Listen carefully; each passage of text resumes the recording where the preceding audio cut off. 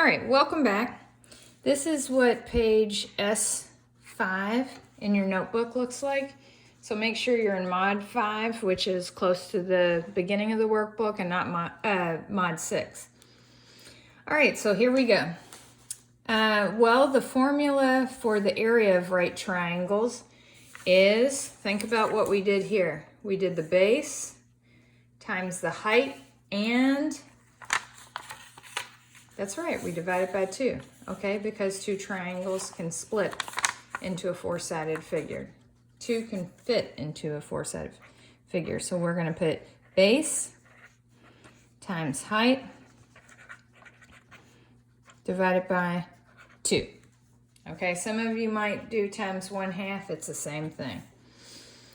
Okay, area of the given triangle. Well, it's gonna be the same thing. B times H, B is for base, H is for height, divided by 2.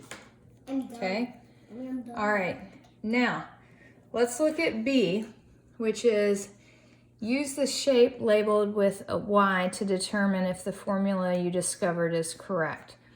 Does your area, all right, we're gonna skip this part, we do not need it, and you may go on to S6, okay?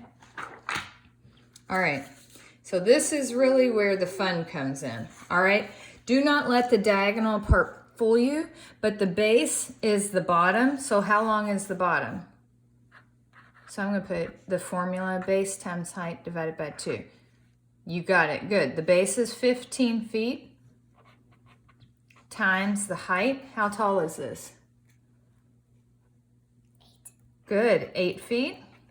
All right, so let's go ahead and do that. 15 times 8 is 120. Get it, Frau Diddy. All right, and now we need to divide that by 2. Okay, so like if this seems a little too big for you, take the 0 off. What is 12 divided by 2? Excellent, 6, and put the 0 at the end. So 60 feet squared, okay? Since we're talking about area, squarea, that literally means that 60 square feet would fit inside of that triangle. If we were to wrap it in, let's say, wrapping paper or in squares, 60 squares would fit inside that triangle. Excellent. Okay, let's go here. That's a lot, isn't it? All right, go ahead and put the formula, base times height divided by 2. All right, what is the base? How long is this? 140. Close, 11.4 centimeters. I like that you're trying, that's good. What is the height? What number is this? No. 170. Close, 17.7 centimeters. No. Divided by 2. Now listen, you can definitely use a calculator with this. If you want to do it by hand, you can do that as well. Okay, so let's go ahead and you solve it. I'm going to make sure you get set up the correct way on all of these.